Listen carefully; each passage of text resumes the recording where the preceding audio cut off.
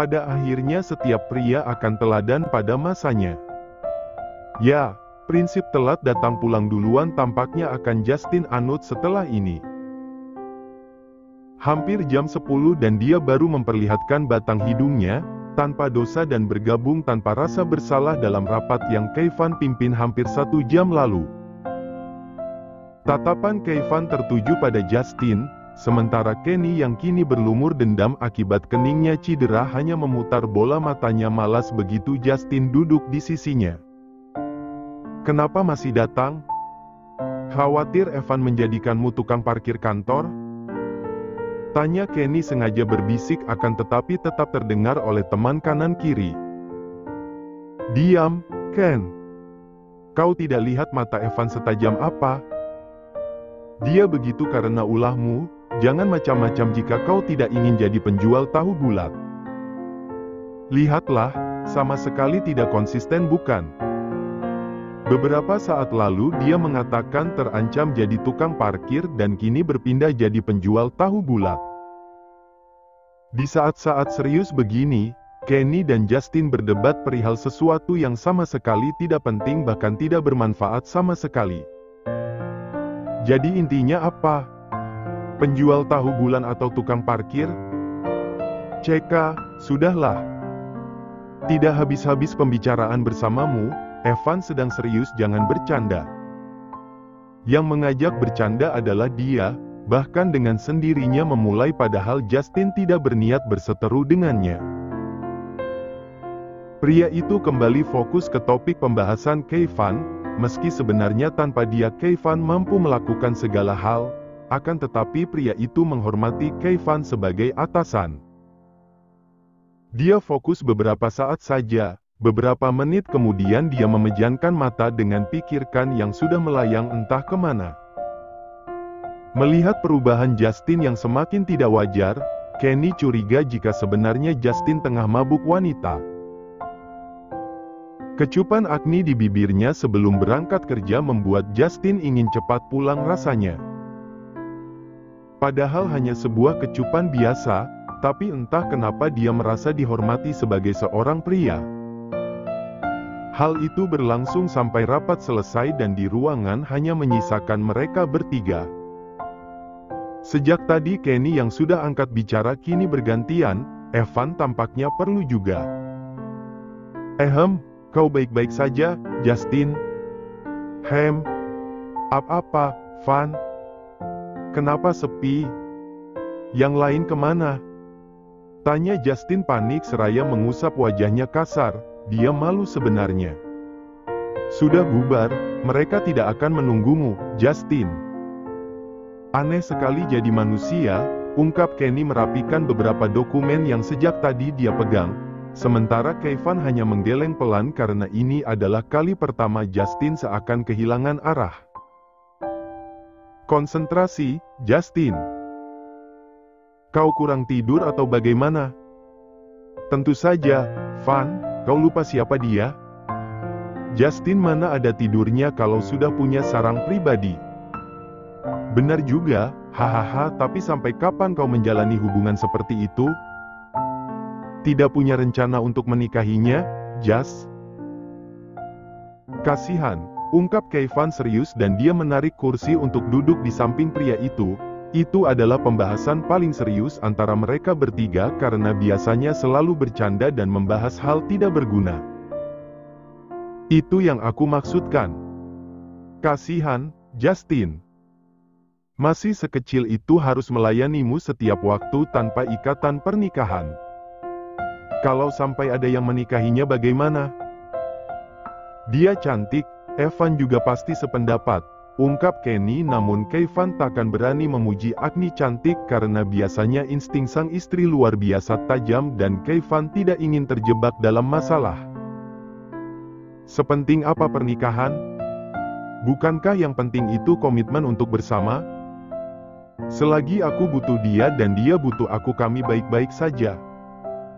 Percuma nikah kalau pada akhirnya berpisah juga, lucu kalau dia jadi jamur, Van. Jamur apaan?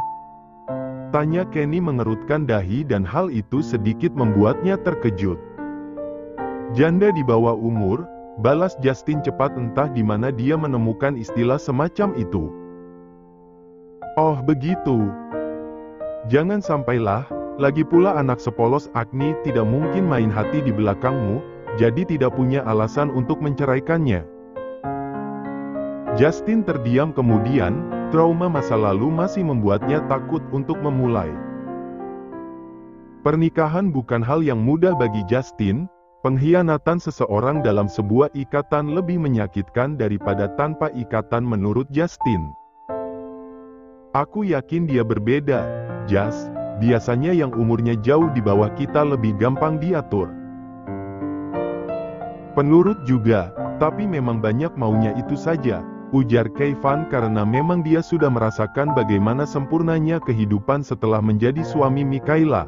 Walau memang sedikit merepotkan dan hal itu sudah jadi resiko, karena memang gadis seusia Agni dan Haila belum bisa mandiri dalam segala hal. Nantilah, aku pikir-pikir dulu. Lagi pula sepertinya dia tidak mau jadi istriku, ungkap Justin menatap Nanar lantaran mengingat bagaimana respon Agni kala dia mengatakan apakah mau jadi istrinya. Astaga, paksa saja, Justin. Kau lupa bagaimana Evan mendapatkan Haila? Dipaksa, bro. Kevin mengerutkan dahi dan dia melemparkan tatapan tajam kala Kenny justru membahas tentang bagaimana cara dia mendapatkan Mikaela yang memang tidak biasa. Kau gila? Tidak gila, kau rela andai suatu saat dia dinikmati pria lain? Ya tidaklah, pertanyaanmu konyol sekali. Ucap Justin sebal sendiri, akan tetapi memang hal yang terjadi sebenarnya begini. Maka dari itu nikahi, kalau sudah jadi istri potongan kukunya saja jadi milikmu. Apalagi lainnya, ucap Kenny masih berusaha meracuni Justin dan berharap sekali jika mata hati pria itu akan terbuka untuk mengikuti jejak mereka. Sudah, nikahi saja. Soal biaya, Kenny yang tanggung, ujar Kevin serius karena memang dahulu begitulah kesepakatan mereka. Hah? Kenapa jadi aku? Gila kau, Van. Anakku masih kecil, kebutuhan banyak, mana sonya minta rumah baru, apartemen terlalu sempit. Lah, kau menikah kemarin biayanya dari Justin, jangan curang, gila. Ya tapi tetap saja, Ace menyesal aku mengusulkan ide ini. Ini pemerasan namanya. Sepanjang perjalanan pulang, pikiran Justin selalu kembali terbayang akan perkataan Kevin dan Kenny untuk menikahi Agni. Pria itu bahkan tidak fokus dan menjadi pemicu kemarahan pengemudi lain lantaran menghambat perjalanan padahal lampu merah sudah berganti. CK, orang-orang ini tidak pernah belajar etika atau bagaimana? Justin kesal sendiri dan mengutuk orang-orang yang berhasil memancing emosinya. Pria itu kemudian berlalu dan melaju dengan kecepatan tinggi seakan jalan itu adalah miliknya. Dia sedikit terlambat hati ini, karena menyempatkan diri membeli makanan di restoran cepat saji dan pakaian untuk Agni. Ya, 2 hari berturut-turut selalu menggunakan pakaiannya, Justin merasa kasihan juga. Selang beberapa lama, kini Justin tiba dan harus terjadi drama lebih dulu bersama penghuni lama yang memang kerap mencari perhatian Justin. Melihatnya saja Justin sudah merinding, apalagi ketika pria bertulang lunak itu sengaja makan pisang dengan ukuran tak biasa di hadapan Justin. Pria itu menghela napas kasar seraya menunggu lift terbuka. Nasib Justin memang terlampau sial hari ini. Kenapa dia dipertemukan dengan berbagai hal aneh setiap saatnya? Setelah sempat dibuat emosi di jalan raya, kini dia semakin menggila ketika di lift. Mau? Tidak, terima kasih, jawab Justin seraya membuang muka. Kenapa makhluk seperti ini masih Tuhan biarkan hidup? Justin bertanya-tanya dalam dirinya. Pria itu berdecak sebal kemudian memilih berlalu dan pergi ketika lift terbuka. Tanpa peduli saat ini wanita jadi-jadian itu berteriak lantaran pisang yang dia genggam jatuh seakan tidak ada harganya oleh Justin. Justin, pisangku. What the garis bawah kau jangan mengusikku, gila? Ayolah, aku tahu kamu kesepian, Justin. Aku temani malam ini, cuma-cuma dan kamu cukup diam saja. Bisiknya lembut namun luar biasa menakutkan bagi Justin. Di dunia ini selain takut badut, Justin juga takut banci. Lepaskan aku masih normal dan kekasihku sudah menunggu. Pergilah, Angela. Justin mendorongnya kasar dan berharap sekali bisa mengerti. Dia sudah pucat pasi dan baru kali ini Justin terjebak keadaan karena biasanya Angela kerap mengganggu Justin ketika ada Kenny di sisinya. Sejak kapan punya kekasih? Bukankah dari dulu selalu sendirian? Justin mengerutkan dahi kala pria itu semakin mengikis jarak bahkan dengan sengaja menggesekkan dadanya yang sukses dioperasi beberapa bulan lalu di dada Justin. Dan itu sungguh menyesakkan. Kau memang menyebalkan, pergilah jika masih ingin umur panjang. Aku tidak masalah meski umur pendek. Tapi bersamamu ya, Emua. Ini adalah alasan kenapa Justin takut dengan mereka. Mau bagaimanapun Justin mengancamnya tetap saja tidak akan berhasil. Jangankan takut, ngaruh saja tidak. Pikir Justin kemudian terpaksa mengeluarkan tenaga dalam hingga membuat pria yang biasa dipanggil Angela itu terjungkal. Di saat itulah Justin memanfaatkan kesempatan dan berlari secepat mungkin menuju unit apartemennya. Gugup, bahkan sampai salah memasukkan passcode beberapa kali lantaran tidak fokus dan takut pada Angela yang kini justru mengejarnya. Don't leave me, honey. Kemarilah. Sialan, bangsat.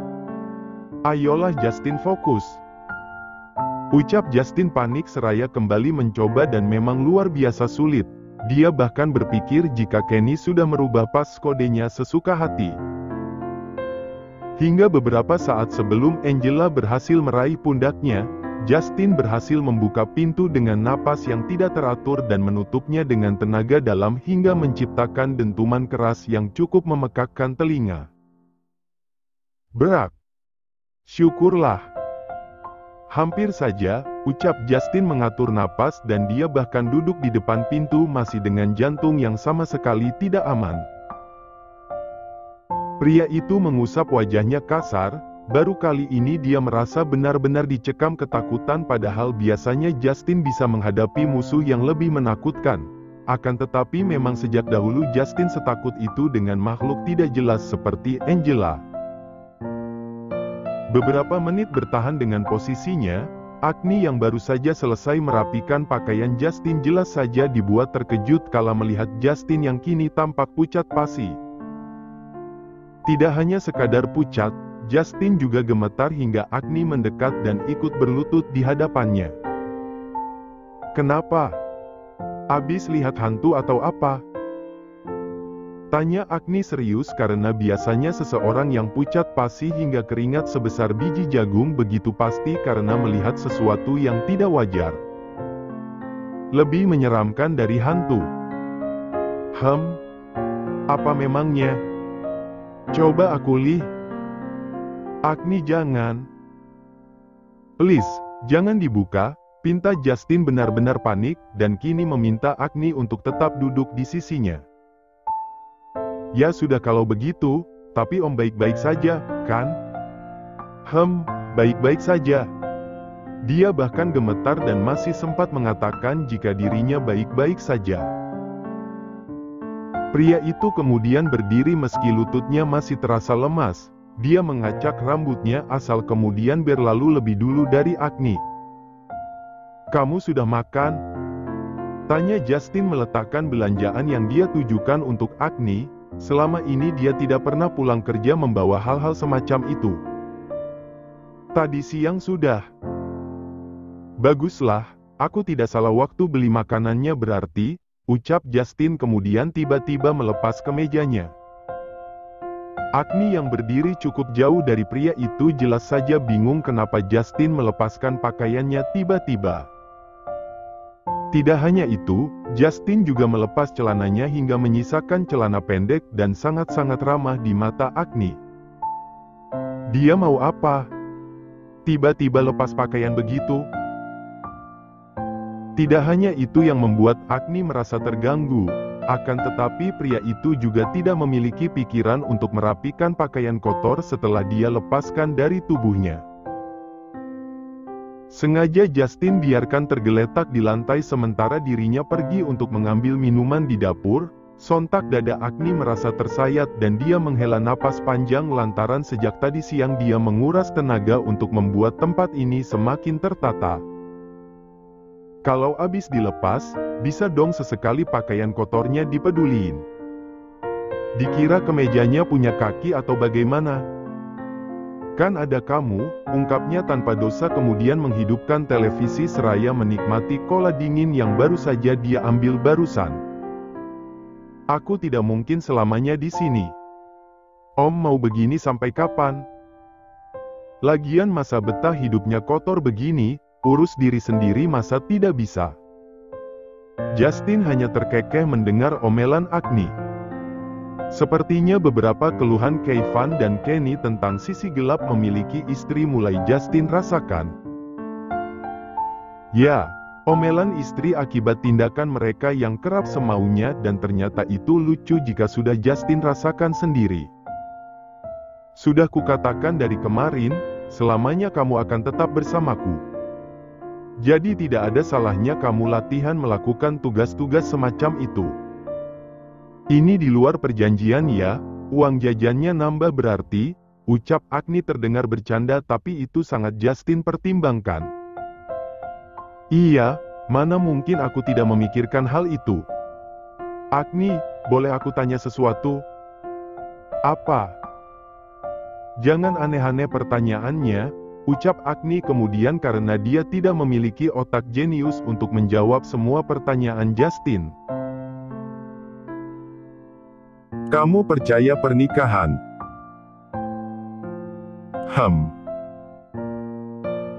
Percaya. Kata papaku dulu, pernikahan adalah pembuktian cinta, jawab Agni singkat sebelum kemudian berlalu untuk menghantarkan pakaian kotor Justin ke keranjang di belakang sana. Pembuktian cinta, gumam Justin kemudian tampak berpikir sejenak, seingatnya dia menikah hingga 2 kali bukan karena cinta, melainkan pembuktian jika dia memang pria sejati, itu saja. Cukup lama Justin menunggu, hingga kini Agni kembali dan pria itu memintanya duduk di sisi Justin. Sebenarnya Agni sedikit risih lantaran Justin hanya menggunakan celana sependek itu, sengaja pamer atau memang betah, pikirnya.